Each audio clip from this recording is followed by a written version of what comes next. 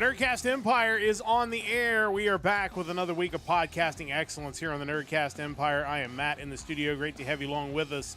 It is time once again for the Hard Rock Empire, where we bring you the best in rock and metal. And today we're going to be talking about the music of April the 18th.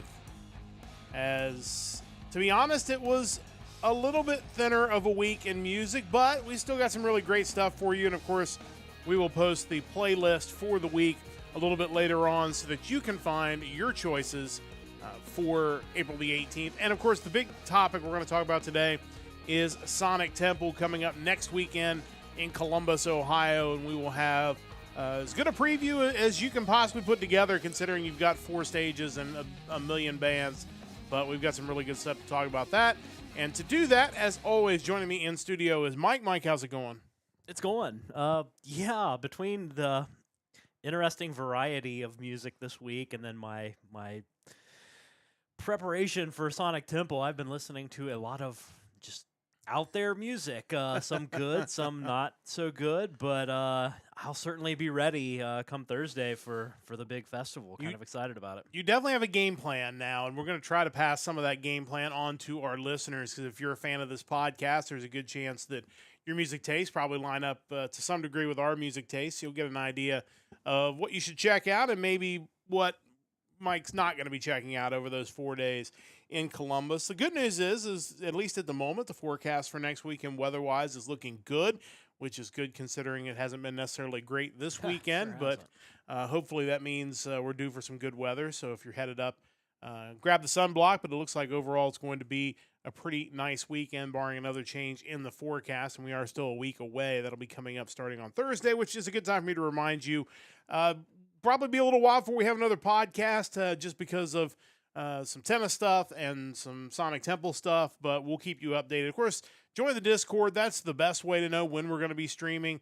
And of course, our social media accounts across all platforms pretty much will also tell you when we're going to be streaming, because we will have a wrap-up on the Sonic Temple coming up the week after that. And then, of course, next weekend we will not have a Hard Rock Empire, so the following week we'll bring you another 2-for-1 week once again. So a lot of music coming up over the next few weeks, but we're certainly excited to bring it to you here on the Hard Rock Empire.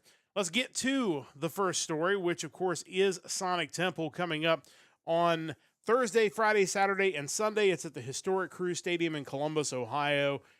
Show starts around noon every day and will go until about 11 p.m. Eastern time. So you've got about 11 hours of music each of the 4 days.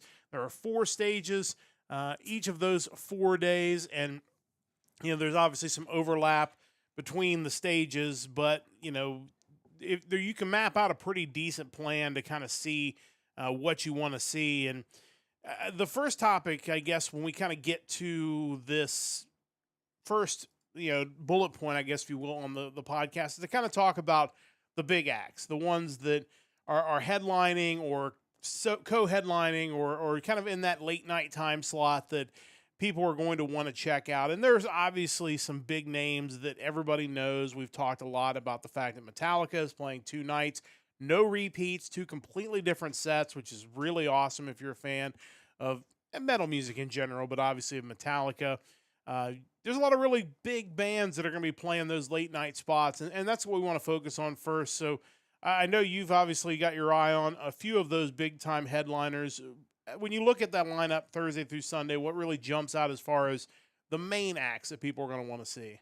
Yeah, it's kind of a mixed bag. I think for me, the big days are going to be Friday and Sunday, of course. You look at Thursday, I certainly wouldn't mind crossing Korn off the list of bands I've seen live. They're not one I would necessarily go out there and seek out necessarily, but if I get the opportunity, I'd certainly jump on that. Motionless in White's a band I've not really paid much attention to, but I know they're kind of a big deal. I'm more aware of them from wrestling than anything. So you got them and Killswitch Engage, which I think I'd certainly like to see Killswitch Engage. I think they play at the same time, so that may be a trick. But Bad Omens is another band that people talk about that I've not really gotten into up to this point. And kind of as far as big rock bands kind of from that last generation, like the aughts or whatever they call the 2000s. 3 Days Grace is certainly up there as a band I wouldn't mind seeing as well. To me, Friday's kind of the first must-see day because you have bands that I love and bands that I've not seen that I need to see, like Metallica, Rob Zombie, Alice Cooper. Really, that whole main stage on Friday is pretty much, I'm going to be parked there, I think, because you have Metallica, Rob Zombie, Alice Cooper, Testament, Exodus, and Overkill. Now, if I have the time and can actually step away from that stage, I certainly wouldn't mind catching Mastodon. I've not seen them as well. That's really as far as that goes. I mean, Suicidal Tendencies is another one, if you count them as kind of a major band at this point. They've been around forever, but they're on the second stage, kind of halfway down. Moving on to Saturday, I'm not a huge Linkin Park fan, and it's not really Linkin Park anymore. Sure. I mean, if you want to look at it that way. So, again, would it be cool to say I saw them? Sure. I'm not going to, jump through hoops in order to do it. Beyond that, Incubus, I wouldn't mind seeing them. Really, the first band that's on the main stage of Saturday that I really, really want to see is Trivium. Yeah. There, as far as modern metal bands, modern in the last 20, 25 years goes at least. Definitely a band I enjoy. On the second stage, you got Bullet for My Valentine. They're another band I would like to see as well. Those are really kind of the major acts that jump out on me on Saturday. And then on Friday, you got Metallica again. No repeats, so it'll be a brand new set. Alice in Chains is another band that, similar story to Linkin Park, but I think people have embraced the singer of Alice in Chains much, much better than what with Linkin Park, and they're a band I certainly want to see. Ice Nine Kills is another band that I feel like people talk about that I've not really gotten into, so I wouldn't mind checking them out. But yeah, that's really it for the main stage, I think. Yeah, I think those are certainly bands that you've covered that I think would be on my list as well. And obviously, I won't get up there till Saturday and Sunday, so it definitely limits what you can see. And of those main stages, like would I see Hoobastank? Probably. Sure, why not? They have one or two songs that I know. I'm sure it'll be fine. I think there are a lot of bands you could put in that category. If you just look across the weekend, it's like, would I turn away from seeing Alien Ant Farm? No, why not? They're fine. Orgy, I've seen them once before, oddly enough. Hoobastank. Further down, you got Trust Company, Crossfade. Just bands that you never really thought you would have the opportunity to see necessarily, and since they're on this giant festival, why not check them out if you have a moment? And Sunday, kind of the same way. You've got Chevelle coming in at 3:20. Again, not necessarily a band I would go see, and nothing against them. I mean, if you're a fan of Chevelle, that's really awesome. But maybe not my favorite band of that era. But would I go see them in this concert venue like this? Yeah, absolutely. Sure. There's some other ones on the list as well, but Alice in Chains and Metallica obviously on Sunday, really the two big ones. Ice Nine Kills would certainly be good, but again, the beauty of a festival is that you will, because you're there, end up seeing some bands on those main couple stages that maybe you wouldn't have thought, oh, I need to see these guys. And I know you mentioned from your previous trip to Rock on the Range back when it was such a thing, there were several bands then that it was like, I maybe wouldn't have bought a ticket to go see these guys or gals in a venue, but having seen them because I was there, it turned out to be a really great show. Yeah, absolutely. You look at that. You look at the few times that Megadeth has done kind of their smaller, Gigantor festival.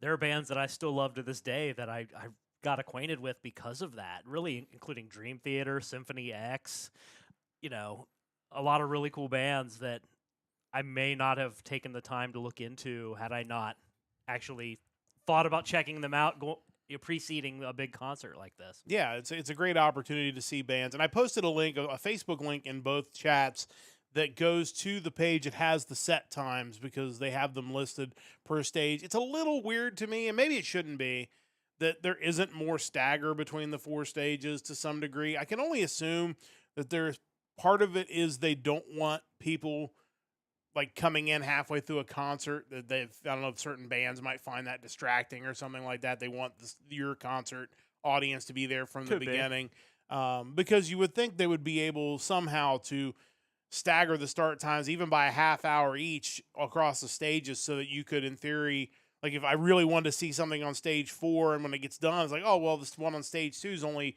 half hour, 45 minutes in, I can swing on over there and catch that. But like I said, there's probably those people have been doing this kind of stuff forever, so I'm sure there's a good reason for it. That's the main bands. And again, that, you could go to a venue like this, a concert like this, and just see main stage acts the whole weekend, and you'd have a great time. There's a lot of great music there. But, because it is a 4-day event, and because there will be main stage bands that maybe you're not crazy about, you've got your smaller stages. And to your credit, you had already started this before I'd even mentioned anything about it, and then have kind of continued it for this podcast. You've gone through a great majority of these smaller bands, at least to just kind of get a flavor of what they're bringing to the table. And again, just like we talk about on this podcast, sometimes we listen to a track off of a playlist, and maybe the rest of the album's a little bit different. So, we're not necessarily, as we talk about these, making a blanket statement about a band's entire catalog. That's not possible. But you kind of wanted to find a way to figure out if it was something like, hey, that might be something cool to drop in on, or maybe I shouldn't drop in on that one. What kind of jumped out at you as you looked through those small bands? Because that's going to make up a lot of the time in between those big shows on the big stages. Yeah, and it's weird because I kind of look at the stage 3 and 4 as like the smaller acts, but in some instances there are actually some pretty big bands that are playing on those stages. For sure. But I still kind of end up lumping them together because that's going to be kind of the thing I'm doing when I'm not looking at the main stage. Yeah. But kind of going into Thursday, and what my process was around this is I was just taking every band one at a time and looking them up and kind of seeing what their most recent release was, and just giving it a listen. And one of the first bands I stumbled into from Thursday is a band called Silly Goose. They're an Atlanta-based rap rock band. Their most recent EP, Bad Behavior. Yeah, it's one of those things that I was never into that style of metal back in the day. If this band had released this EP in 1998, I probably would have hated it. But honestly, it's fun. It's stupid, but it probably would make for a pretty cool live experience, so they might be worth checking out. Yeah. There's another band, Uncured, on Thursday from New Jersey. They are a new metalcore band, as they put it. Their most recent album, Warpath, came out back in February. Didn't really stand out to me during our weekly listens when I came across it, but it's it's not bad. They do have a cover of the classic Nine Inch Nails song "Closer," which is actually a pretty solid cover. More so than another band from Thursday, the band Dead, D-E-D. Their stuff wasn't bad either. They're another new metal band, these guys from Arizona, but they did have this cover of The Cure's Love Song, which, classic song, and nothing against these guys or Maria Brink who guests on it, but I feel like that cover just sucked all the emotion out of Love Song. I don't know if it needed to be a new metal or modern metal. I don't know if there needed to be that kind of take on it. Gotcha. Still, they could be worth checking out. Finally, on Thursday, there's a UK-based post-hardcore band, Caskets. They used to be called Captives. I don't know what happened at that point, but not good. Yeah, didn't go well for them. I checked out their 2023 album, Reflections. Band's been around since 2018, so they're not super long into the journey, but pretty cool. Probably worth checking out. Yeah, so you got some ideas of some smaller stage acts, and like Mike said, not always smaller acts, but acts that just kind of a little farther down the bill for Thursday. Yeah, and on Friday, that's kind of where that really stands out, because the three bands that I kind of marked as far as bands I want to see aren't small bands. Like, they may be on stages 3 and 4, but these guys are all established acts. The first one being the Black Dahlia Murder.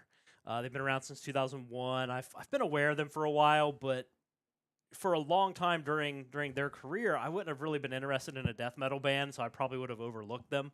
But, I've been checking out some of their stuff more recently, and I think that could be pretty cool to see live. Two other big hitters, in my opinion, one of which being Armored Saint, legendary metal band. John Bush, one of the founding members and the lead singer. He's great. He was great in Anthrax, and I was listening to their most recent work, and it's really good too, so I definitely want to check them out. And finally, Suicidal Tendencies. Yeah. another just classic Bay Area band, kind of that thrash meets rap kind of thing going on. But also worth noting that Jay Weinberg's currently their drummer after his issues with, I think, Slipknot was it he got kicked out of. But either way, kind of noteworthy. Yeah, for sure. And it's great to see those guys still going strong, and they're on stage too, so a little higher up on the bill than maybe some of the other ones. But some at least names that you've heard of. Oh, yeah, which they were on stage too. I misread that. Which is obviously that's anytime you get acts on those lower stages that are bands you've heard of, it at least gives you something you can look forward to. Yeah, for sure. Moving on to Saturday, we got kind of like the attack of early 2000s Victory and like emo, screamo, post-hardcore bands. Got Devil Wears Prada, band from Dayton, Ohio. They've been around since 2005. Probably worth checking out. Then Silverstein, Canadian post-hardcore emo band. One of the more memorable like Victory bands from that label from the early 2000s. And finally, Under Oath, who's a Florida-based metalcore screamo band from also that same period. So it's kind of like they picked a theme and kind of ran with it for that fourth stage on Saturday. So that's kind of cool. Yeah, the first two bands on that stage, maybe not bands I'd necessarily want to see, but I do love the names of both of them. I Set My Friends on Fire to open that one. Yeah, and Scary Kids Scaring Kids. Great names. Those are great names. I don't know if they might have just stopped at the name, and that might have been good. But yeah, I can't argue with the name at all. For sure. And then on Sunday we got Power Trip, Texas-based thrash band. Their album Nightmare Logic seemed like a pretty big deal when it came out a few years back. They had a song Executioner's Tax, Swing of the Axe, that was used as a theme for an NXT pay-per-view, if I remember correctly. Cool song, cool sound. Definitely want to check them out. And then on the third stage, you got the band Obituary, who's just classic death metal band from the 80s. And anytime you have a chance to see a band that's been doing it that long and compared to some of the other options, this is definitely one that stands out on Sunday. And, of course, worth mentioning, Guar is on that third stage as well, which obviously you would... I've seen them several times. Yes. So, But, I mean, certainly, if maybe somebody hasn't seen them, like, this is an opportunity to see them in a festival setting, which, like you said the other day, maybe not the same experience as seeing them in a small theater-type setting, but still worth seeing if you haven't seen them. And that's where the scheduling starts becoming a challenge, too, because they are kind of running at the same time as Alice in Chains. It's like... You've seen Guar many, many times. I've seen Guar many, many times. They tour constantly. This fall, you'll probably be able to see them at Bogart's or, Newport Music Hall or something. So it's like, given just how easy it is to catch Guar live, I would tend to think I'm going to watch Alice in Chains, but either one's a good option. Yeah, I don't think you're going to go wrong either way there. And, of course, Metallica closes out that Sunday night on the big stage. But lots of really great stuff. Looking forward to it. This is my first trip up to the event, which, like I said, changed names many years ago to Sonic Temple. Still a great festival of music. So tickets are still available. Go to Sonic Temple's website. You can get your tickets. Also, if you're in this area, probably anywhere in Ohio, I would guess, I would tune into whatever your local rock station is. There's a good chance they're going to be giving tickets away all week. I saw one of the local TV stations in Cincinnati was doing ticket giveaways for it. So you can almost bet that if you're in a 3 to 4 hour driving range of this concert weekend, this festival, you're going to be able to possibly win tickets as well. So it begs the question, because obviously Columbus is certainly within driving distance for us, but we're kind of a little more local to the Cincinnati area. Why can't we get a festival to that level? I mean, we have like the Bunbury, but I tend to recall it being pretty awful every year. Where's our really cool rock festival?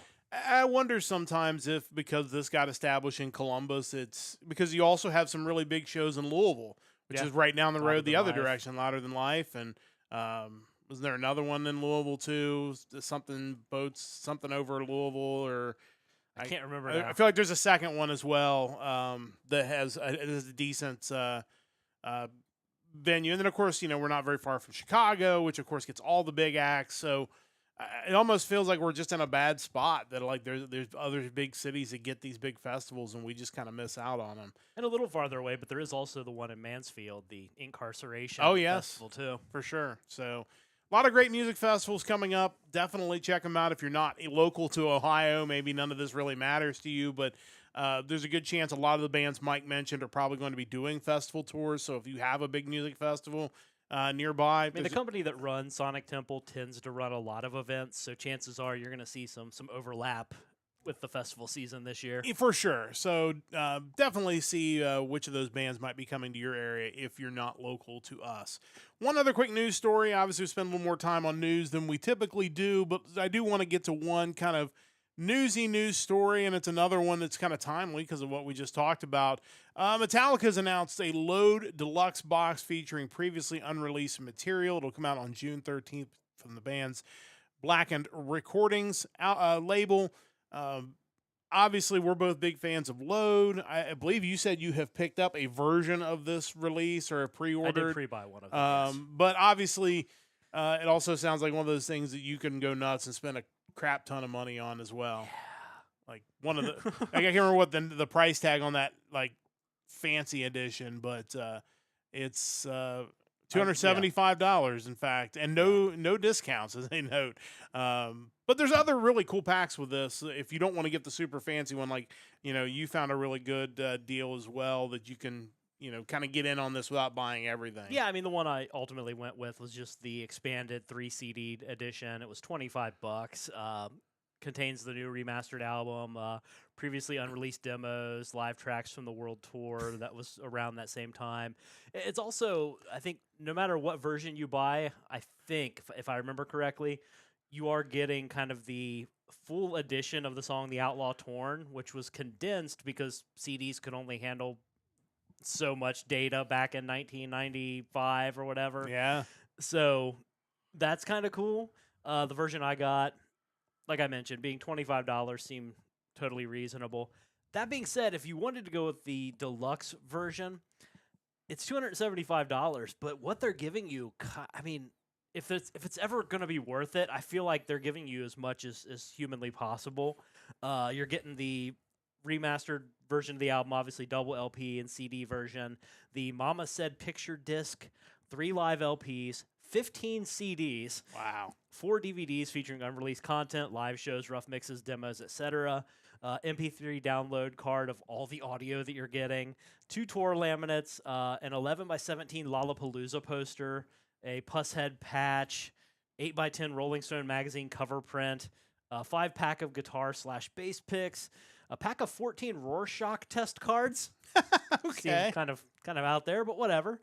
Lyric folder and sheets, and a 128-page hardcover book with never-before-seen photos and stories from those who were there. So, I mean, if you think about just 3 LPs, and I assume that's additional, not even counting the double LP for the album, 15 CDs, $275 already probably sounds about right. But then with the bonuses you're getting, if you're like a serious fan, this is probably not insane. Yeah, I honestly agree. I feel like of all these like special deals that we've seen, these platinum releases or whatever they are, where they just throw a bunch of stuff in there, this feels like a really good value if you're a diehard fan. I have a feeling they're going to sell a ton of these.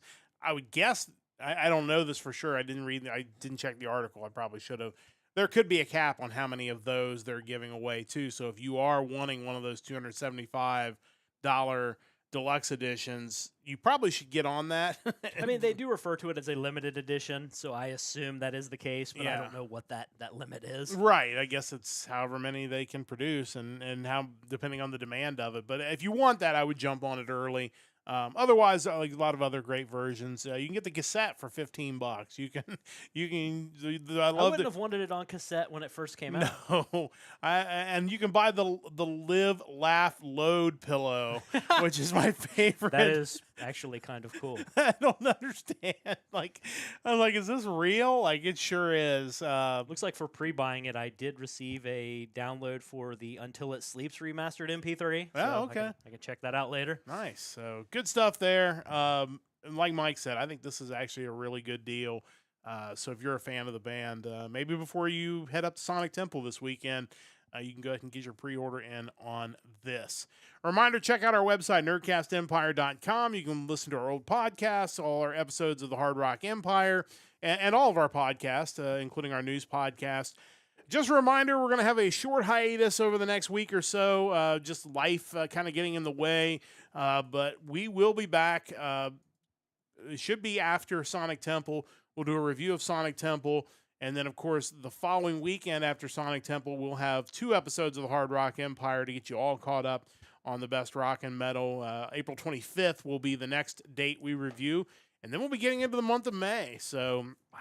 It is kind of crazy how quickly the year is going. Already a third of the way home. So great stuff, though. Check us out. Again, join the Discord. Check us out on social media. We'll keep you updated on when and where we will be streaming. But it is time to get to the new music. And we are talking the music of April the 18th. And I go through the same spiel. I go through every episode for this. Of course, Mike goes through and puts together a list and pulls some lists together of all the new releases for a given date. In this case, it is April the 18th. He puts together a YouTube playlist that has at least one track off of all the ones he can find. And then we take a look at that playlist. And that playlist is getting pasted into the chats right now. And we pick 2 new releases each that we will spotlight on the podcast each and every week. And as we've mentioned in the open, maybe not the strongest week as far as depth of music. There was a lot of good stuff, but maybe not to the level of some of the previous weeks, but that happens from time to time. Having said that, we were able to find 4 really good albums that we can talk about on the podcast this week and pitch to you. So one last thing, if you're listening on always like to say, the best way to hear the tracks, we always play clips of the albums. The best way to hear that is to be here live. The next best way is to catch the Twitch VOD or the YouTube VOD. Most of the time, the songs get through there.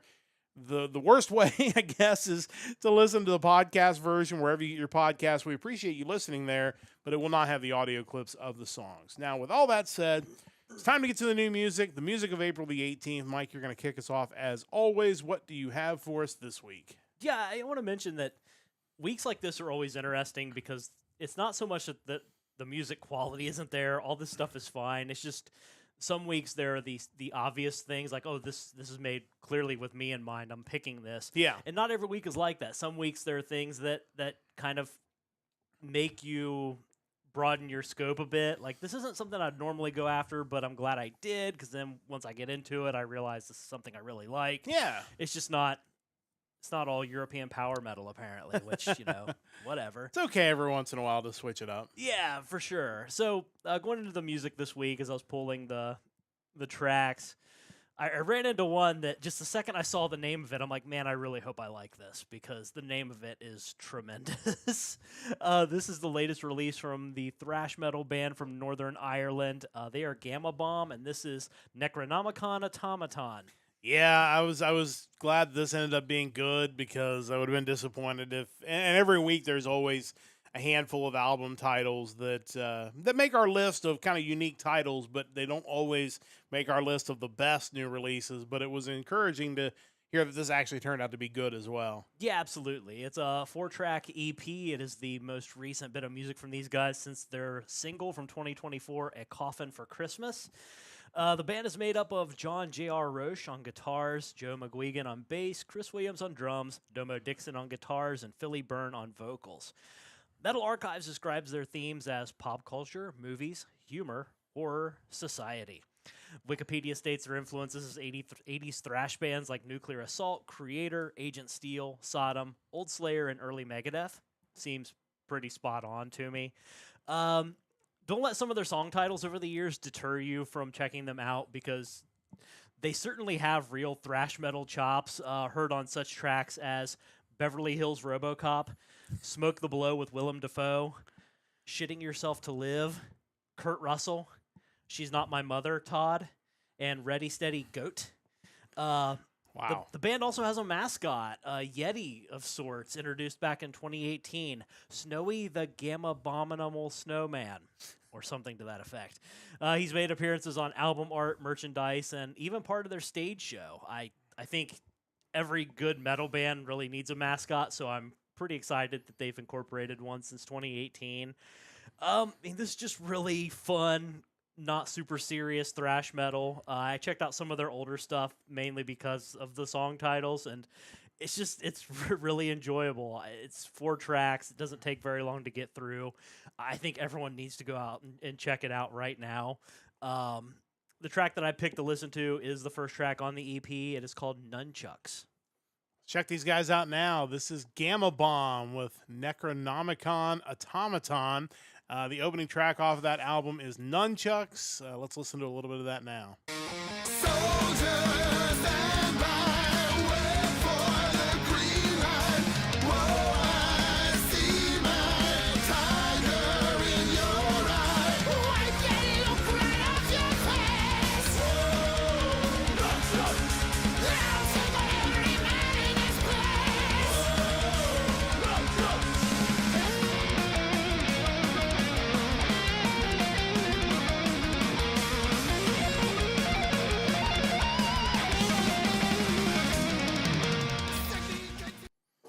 Yeah, this is one of those bands that just, again, we've talked about it and try not to beat up Sonic Temple too much, but you just feel like bands like this should be at Sonic Temple. There should be a spot, especially this feels like a band that you'd want to start the day off with to bring that energy level and get the crowd going very early on. And, you know, for whatever reason, these types of bands just they don't get looks from these big festivals, but this is just fun music, and it's great that there are bands out there making it. And I don't know if it's totally all on them, because I know fairly early into the process, they do take suggestions from people. And I assume if a band warrants enough and garners enough attention to the festival, they'll actually reach out and try to book them. And also, anytime you're talking about a band that's not from the United States, you just kind of wonder about the logistics of it. Especially right now. Yeah, kind of looking at the listing as I've been demoing a lot of them, there are a lot of American bands, obviously, and there were a few that had to pull out, presumably because of travel issues. Yeah. But yeah, this is a band I would love to see live. I think they have everything you want as far as just heavy, but not unmelodically heavy. I think that's important, and clearly they're a band with a mascot, so they know how to put on a stage show. So yeah, I'm excited to listen to more of these guys. This EP definitely didn't disappoint. Yeah, I'm glad to hear that. And what we've got to hear on the podcast, certainly really good stuff as well. So check out Gama Bomb and their EP out on April the 18th. As always, you have 2 picks each and every week. What do you have for pick number 2? Yeah, so for pick number 2, I am looking at the first full-length album from a progressive groove metal band. They are from Poland. They are signed to Wormhole Death Records. They are Wind Down, and the album is The Burning Past. Yeah, definitely a different set of like bands that we're going after this week. That's a different kind of description, but definitely interested in hearing what these guys sound like. Yeah, you don't run into a lot of groove metal bands that also add the progressiveness to them, so that's really kind of a cool thing. These guys were formed back in 2021 in Poland. They're, like I mentioned, this is their debut album. They had released an EP, which garnered some attention. They toured extensively on it and clearly got the attention of Wormhole Death, who signed them up. Band is made up of Tomasz Wisniewski on vocals, Wojciech Wojtacek on guitars, Marcin Barula on guitars, Franciszek Trybus on bass, and Damian Jurek on drums. I am not good with Polish names, so doing my best here. Yeah, interesting for a Polish metal band. This album is a concept album inspired by Native American Indian culture, shamanic rituals, and the cosmic connection between human souls and extraterrestrial energy. Okay. So coming out the gates with definitely some high concept stuff here, which is pretty cool. According to their bio or the press release on Wormhole Death's website, they draw inspiration from some of the heavy hitters in metal, including Nevermore, Alter Bridge, and Dream Theater. But they've definitely found a sound all their own. The first album on the song Falling Down comes out of the gates really heavy. But by track 3, you kind of hear more of like the Nevermore meets Dream Theater inspirations as you get a cleaner vocal style and kind of that guitar tone just makes you think Nevermore. It's another band who they've created a solid first full-length album, so I'm kind of interested to see where their sound evolves as they move on through their careers and how it grows. Standout tracks on the album include Falling Down, Connection Point, I Have to Run, The Burning Past, and the track that I picked to listen to, I Don't Need You. Check these guys out. This is Wind Down from their new album, The Burning Past. This is track number 4, I Don't Need You. So let's check these guys out now.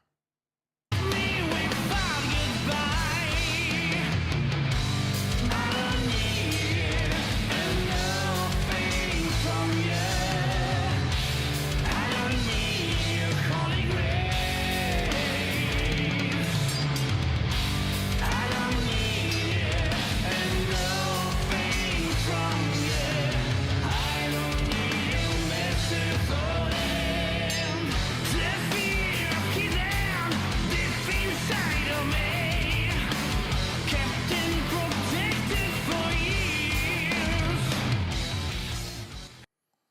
Yeah, I definitely hear the comparisons that Yeah. you mentioned, but they got a great sound. I mean, the vocals are great. The music definitely is unique and kind of fun. I definitely like to get a chance to listen to more of this album. Yeah, I think that's what kind of drew me to it, because kind of knowing that I was going to be picking some stuff that was off the beaten path, this felt unique in a cool way, and I definitely wanted to get more acquainted with it and kind of see where they go from there. Yeah, really good stuff. Definitely check those guys out. Wind Down. I assume it's Wind Down and not Wind Down. I'm not even but, sure, to be honest. But either way, Wind Down certainly makes more sense, but being not an English band, you never know. it's certainly possible they intended that to be Wind. But either way, check those guys out. Their new album on April the 18th.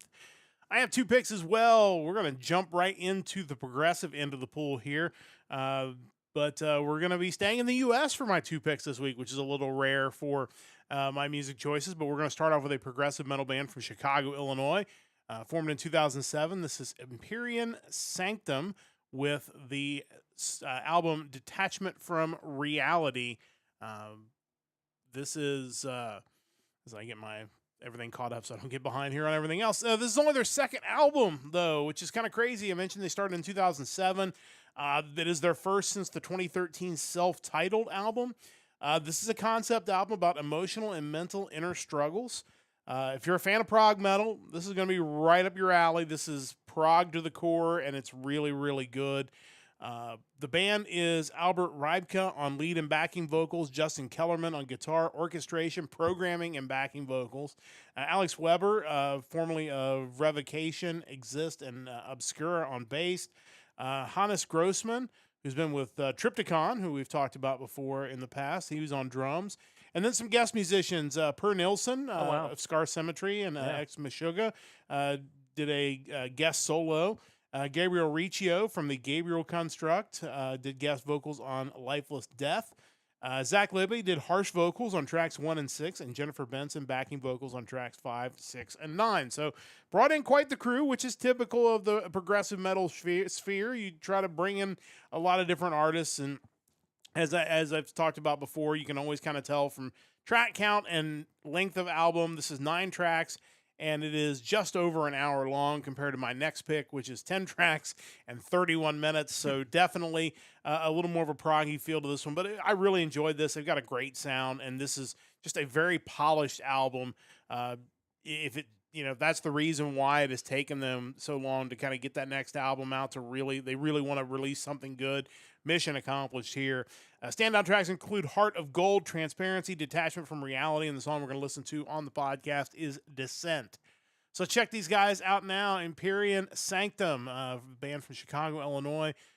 This is their new album, Detachment from Reality. This is the 2nd track off of that album, Descent. Let's listen to a little bit of that now.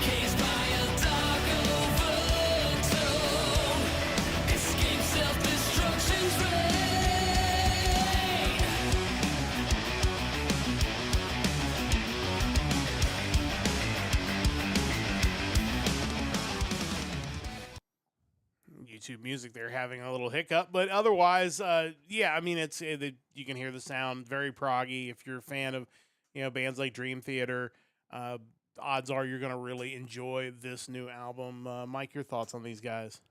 Yeah, I'm anxious to listen to the whole thing now, especially knowing that Per Nilsson is involved with it in some degree, even if it's just one solo.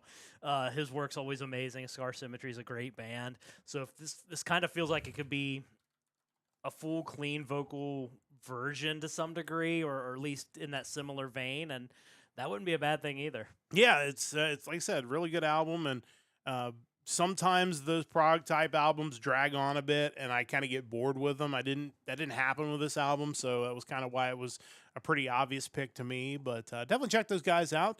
Empyrean Sanctum, their new album release out on April the 18th. I have 2 picks, and as I mentioned, this one not progressive, but really good.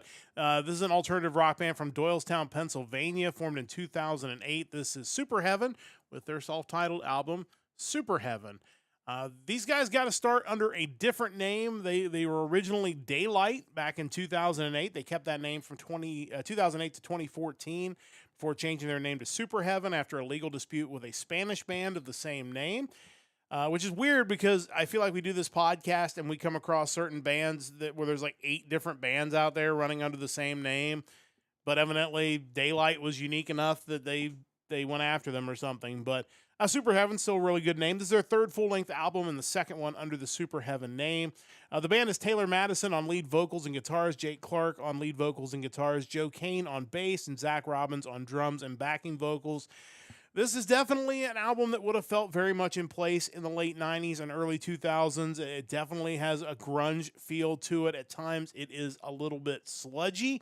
Thankfully, not too much so. There is a limit on sludge as far as rock goes, where I feel like it gets kind of inaccessible, that it's so sludgy toward that shoegaze type vibe. This doesn't feel like it goes too far that direction, but there are some tracks that are definitely sludgier than others. Wikipedia compares them to Deftones, Local H, and Chevelle. It's funny we just talked about Chevelle. I can see some comparisons there. There are definitely some similarities. The thing is, this is a really easy listen. It's 30 minutes long. You really just can kind of blow through this thing really quickly, but at the same time, it's really well put together. The tracks feel like they flow together really well. There's definitely a connection from the first track to the last track, and these guys really did a great job. They've got a great sound, and it feels, again, very polished, and it was a really enjoyable listen, and I definitely encourage you to check it out. Tracks to check out include Humans for Toys, Numb to What Is Real, Long Gone, and the song we're going to listen to on the podcast is Cruel Times. So check these guys out. It's Superheaven with their self-titled album, Superheaven. This is track number 3 off of that album, Cruel Times. Let's listen to a little bit of that now.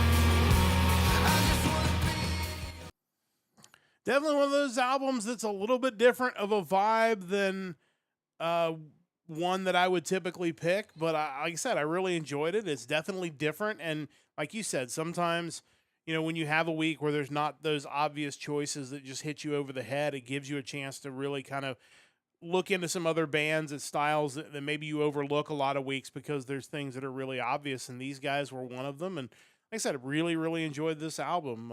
Mike, your thoughts on Superheaven? Yeah, this was a band that caught my attention, that I did listen to some of the album too. Definitely kind of has that like late 90s, early 2000s post-grunge era sound to it, which is not a bad thing. I think it was overplayed for a while, but we've long since gotten past that time. So when you hear it now, it's kind of fresh again.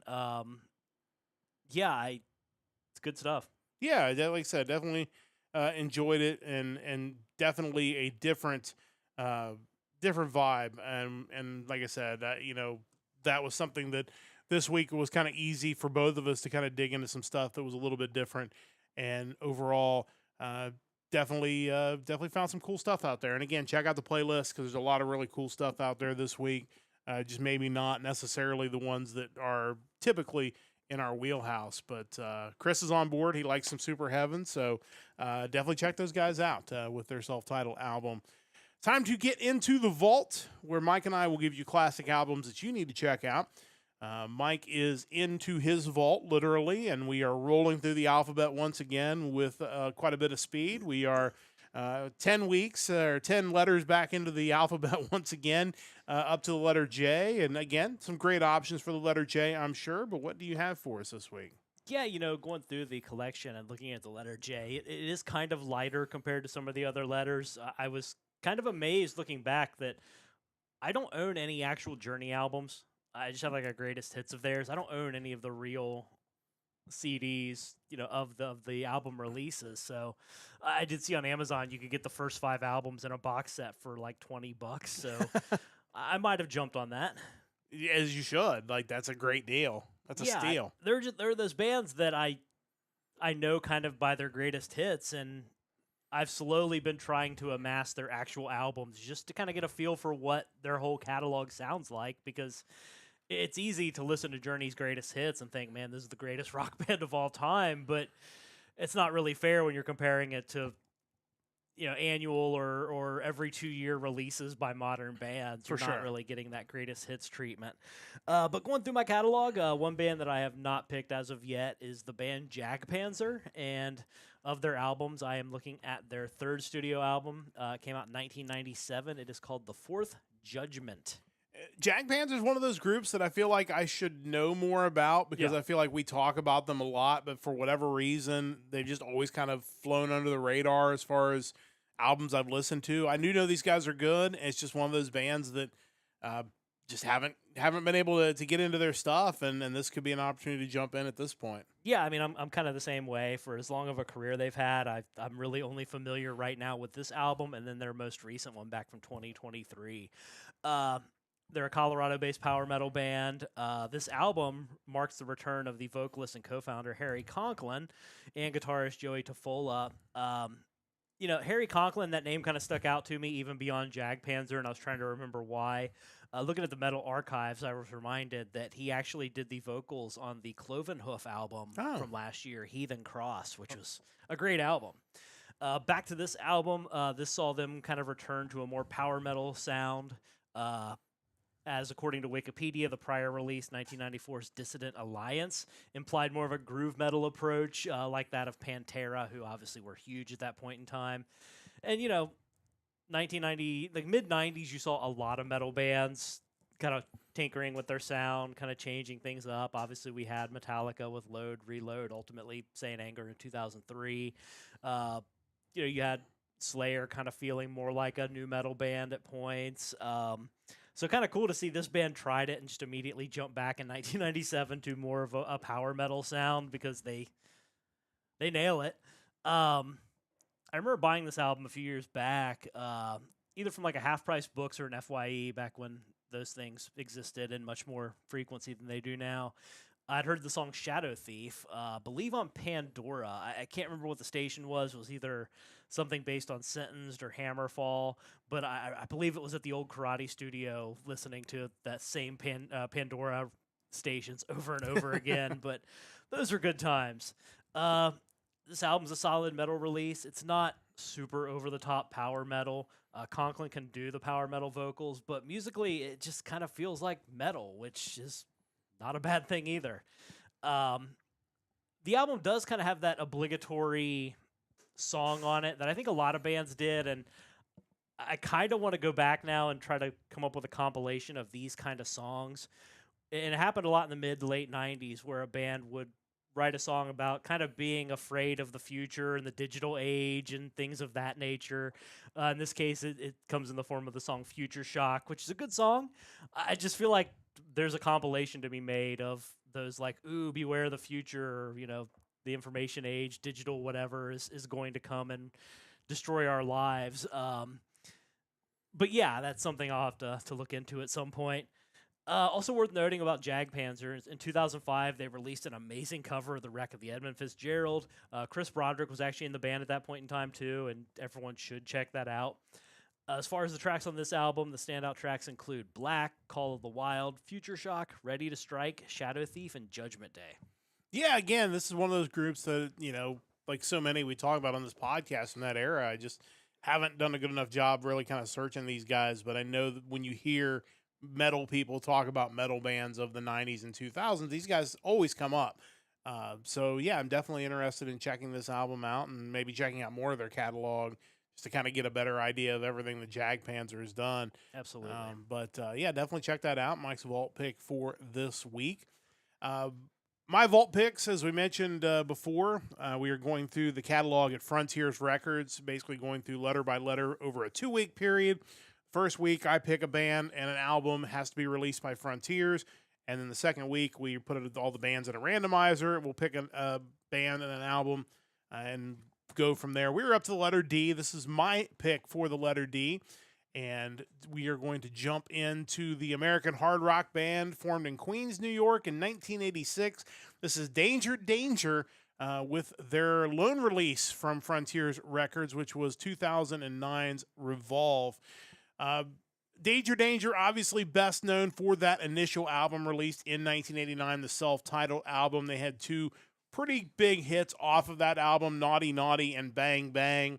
Bang Bang being the bigger of the 2 hits, charted in the top 50 in the U.S. charts and top 40 in the U.S. main charts. They did have some success with their second album, Screw It, in the UK. 3 songs off of that album was ended up charting in the UK, did not chart in the United States. But, then they kind of hung around. They had a short period where they weren't active from in 1996 to 97. And then they got back together, and they've been together ever since, although right now it doesn't appear that they're overly active. They did do some shows a couple of years ago, but a couple of their current band members are off with one of their former lead singers with a side project, which was also a Frontiers release. I know that won't shock anybody. But as they stand now, the current band is Bruno Ravel on bass and backing vocals, Steve West on drums and backing vocals.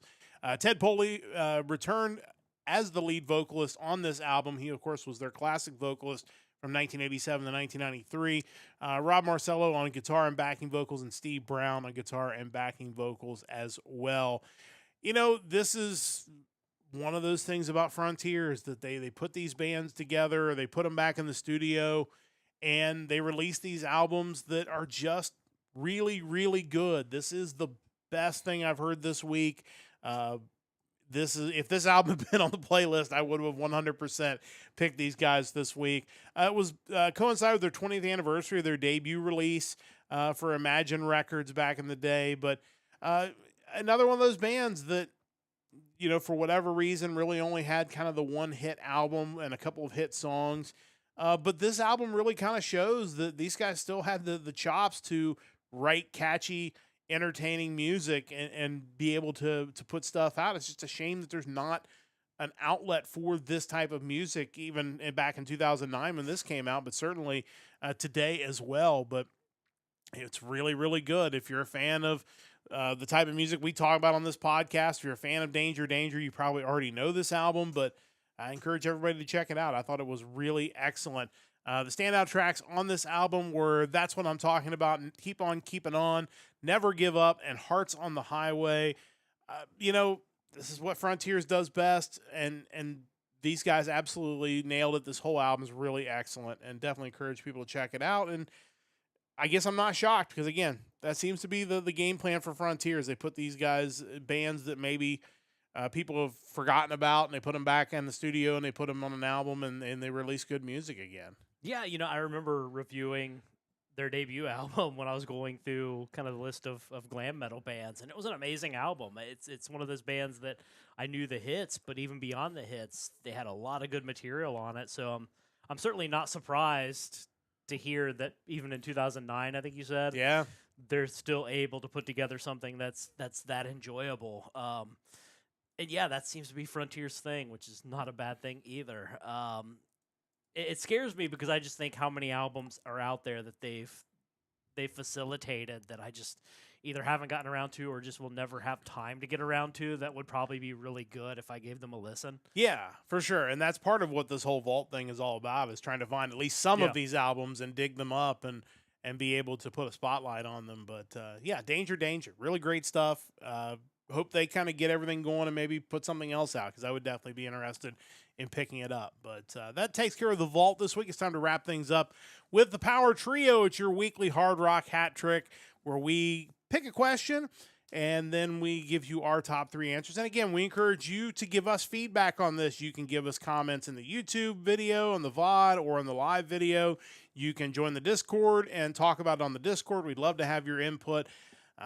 You can send a carrier pigeon, like whatever way you want to get that to us. Obviously, joining us in the chat on Twitch is a great way to do it.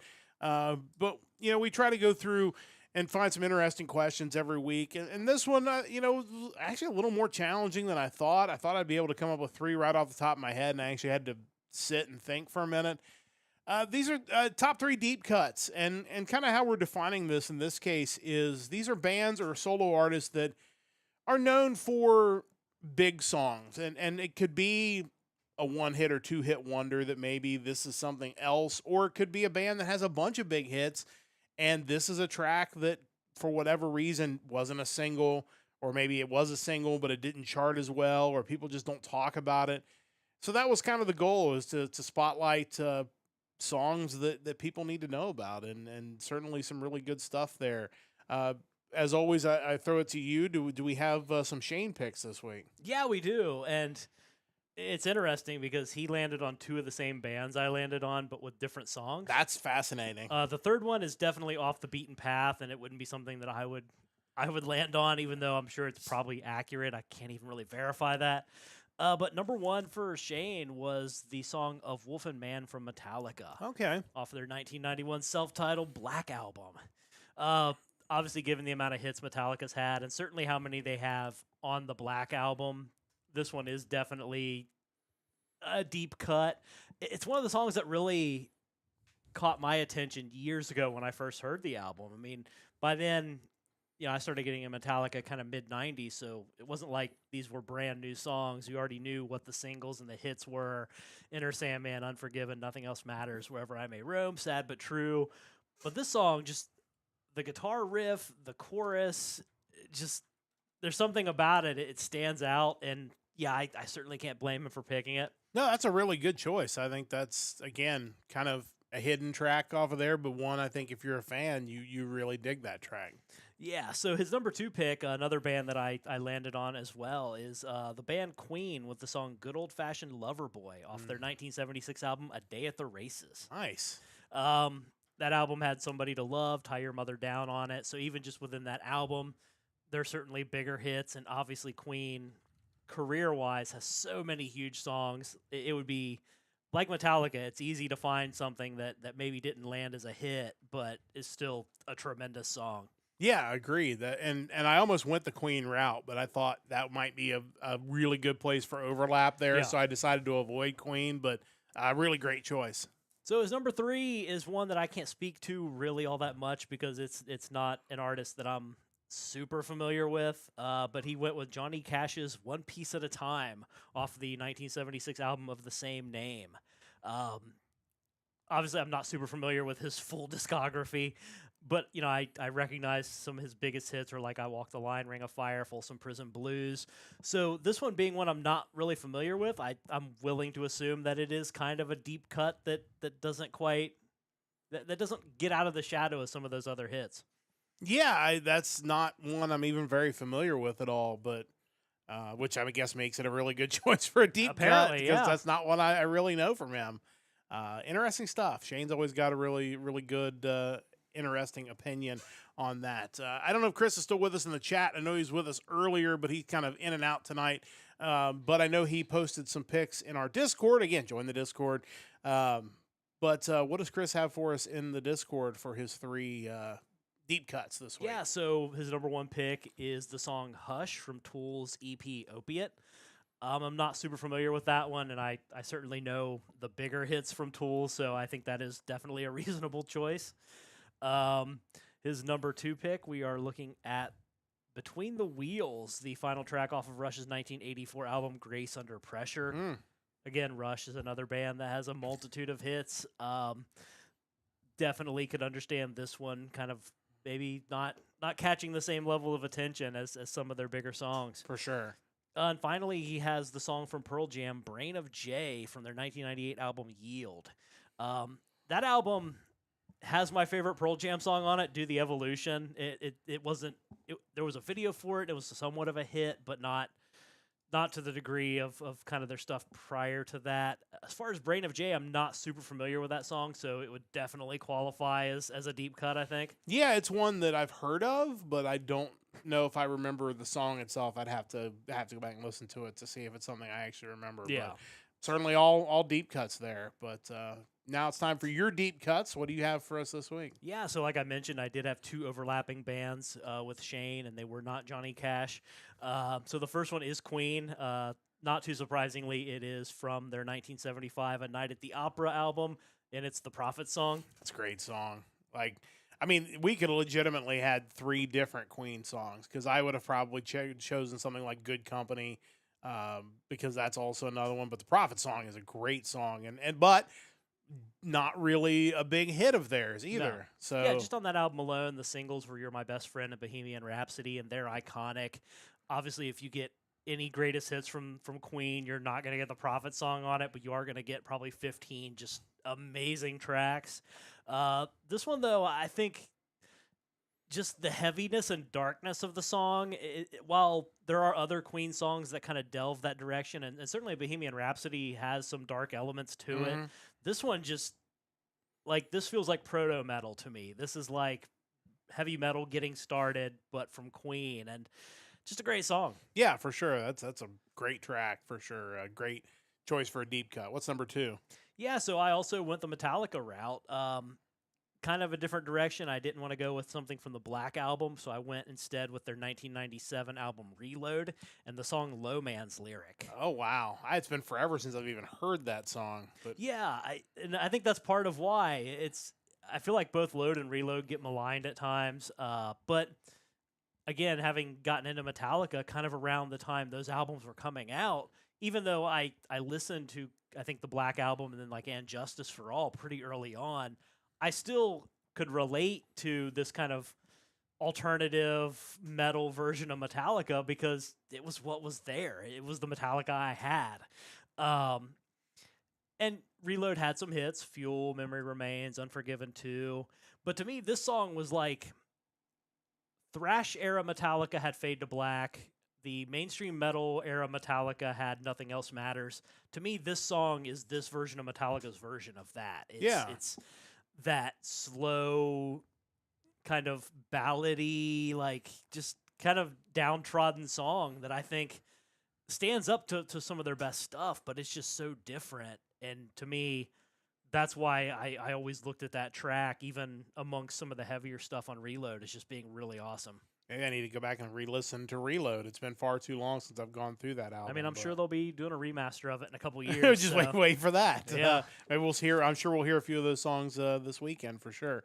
One final pick. What do you got? Pick number 3. I could have gone so many ways with this, and both with the band I picked and the song I ended up picking from that band. But this album had a couple hits, had their biggest hit of all time on it, but there were so many songs that I think are better.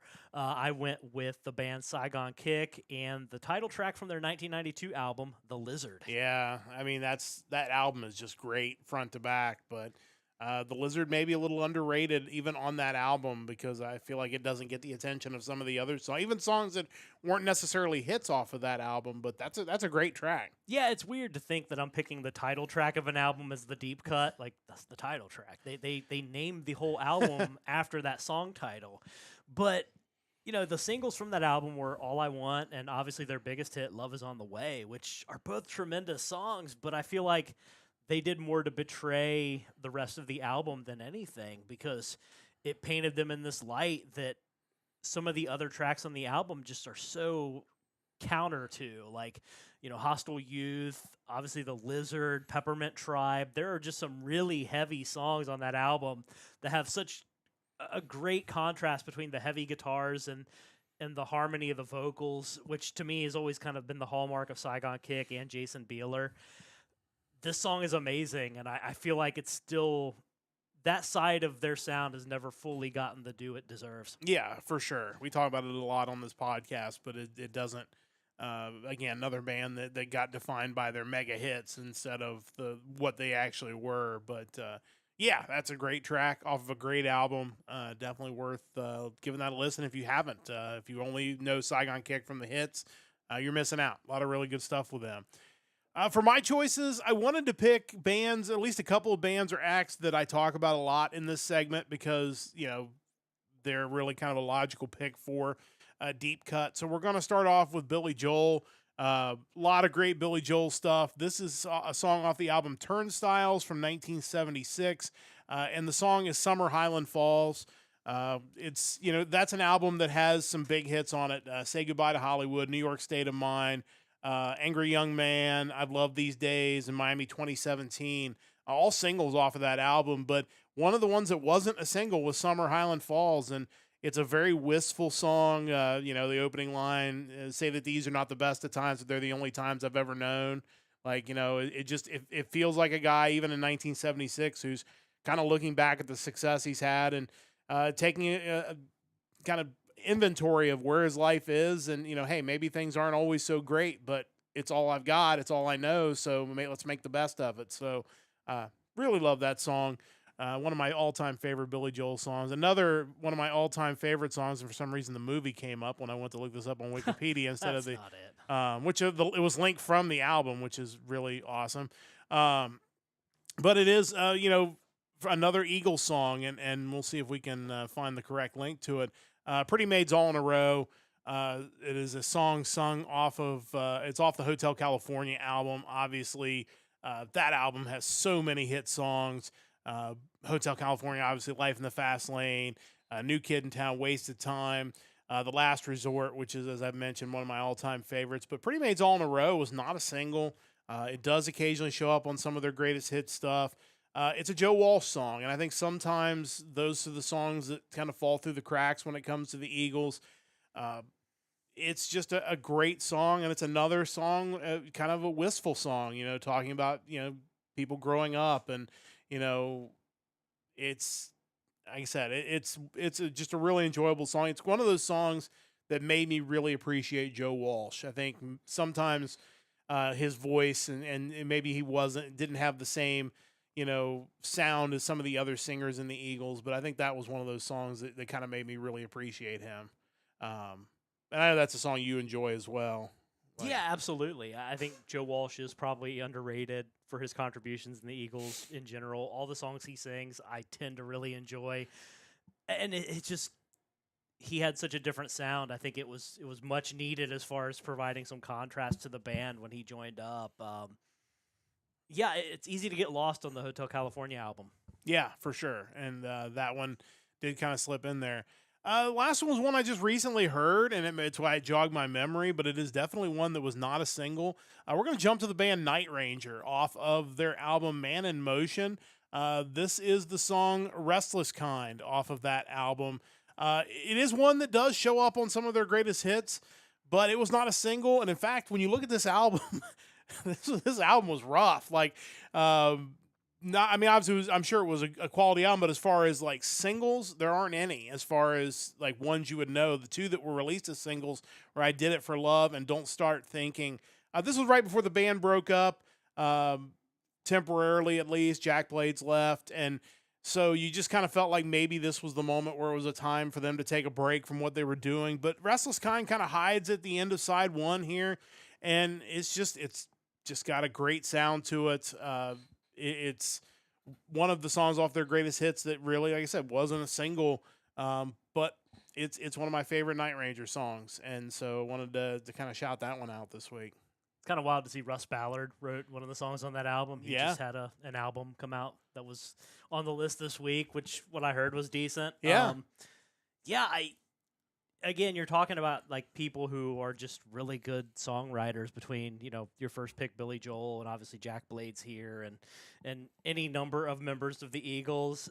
So it's not surprising, they're not all going to be hits, but that doesn't, the way the industry works doesn't necessarily mean the best songs become the hits. Yeah, for sure. And again, there's clearly, like in both cases, some recognition that maybe they should have been hits when they eventually do show up on some of the best, greatest hits collections, or they do them live. Like, oops, we messed up. This probably should have been a single, and we just didn't do that. Yeah. But Great stuff. A lot of great deep cuts. So let us know what your deep cuts are. Again, a lot of ways to talk with us in the chat. Join us live. You can join the Discord.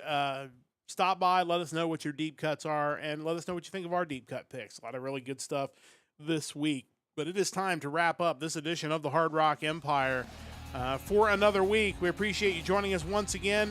We will not be here next weekend. Again, Sonic Temple. We'll tell you all about it when we get back. But again, in 2 weeks, we'll have another double shot of the Hard Rock Empire, where we'll talk the music of April the 25th, and then we'll get into the month of May during our regularly scheduled episode 2 weeks from tonight. Big thanks for Chris joining us tonight in the chat. A big thanks to Stove Lake Media for their continued support. Big thanks to Mike for all of his research and all of his work putting this podcast together. And a big thanks to you for joining us whenever and wherever you may be joining us again. We'll be back soon. Short hiatus coming up with stuff going on, but we'll be back soon here on the Nerdcast Empire. But until then, for Mike and the rest of the crew, I'm Matt saying so long. Don't forget to join the Empire, the Nerdcast Empire.